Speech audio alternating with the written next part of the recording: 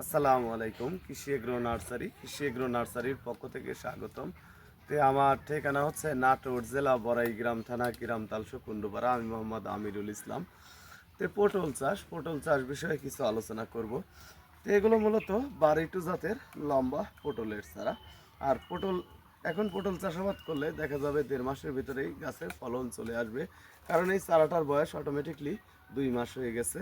আর এই জাতটা হচ্ছে লম্বা জাতের পটলের লতা থেকে আমরা চারা তৈরি করেছি। আর এটা মূলত মূলত উঁচু জমিতে চাষাবাদ করতে হবে। নিচু জমিতে পটল চাষাবাদ করলে ভালো হবে না। যে জমিতে বন্যার পানি বা বৃষ্টির পানি জমে না, এমন জমিতে আপনাদের পটল চাষাবাদ করতে হবে।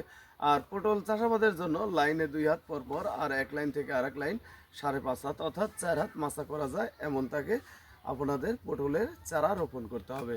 আর লাইনের মাঝখানে একটি করে চারা দিয়ে গেলেই এনাফ, কারণ 2 সাইডে একটা মাচার চারা দেওয়ার কোনো প্রয়োজন নেই। আর পটল চাষাবাদের আগে কোনো ধরনের সার বা কীটনাশক ব্যবহার করার কোনো প্রয়োজন নেই।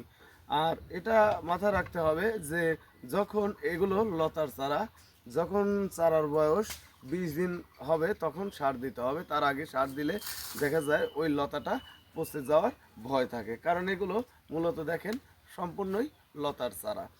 ভিউয়ার্স, এই চারা আপনারা যদি পটল চাষাবাদ করতে চান আমাদের স্ক্রিনে দেওয়া নাম্বারে যোগাযোগ করতে পারেন।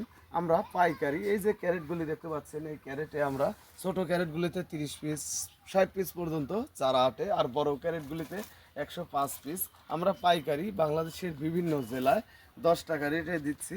ভাড়ার ক্যারেটে টাকা অগ্রিম দিতে হবে, আর চারার টাকা মাল হাতে পাওয়ার পর কুরিয়ার অফিসে দিতে হবে। তো ভিউয়ার্স, আপনারা চারা সংরক্ষণ করতে চাইলে আমাদের স্ক্রিনে দেওয়া নাম্বারে যোগাযোগ করবেন। আর ভিডিওটি অবশ্যই একটি লাইক করবেন, শেয়ার করবেন, কমেন্ট করবেন। আসসালামু আলাইকুম।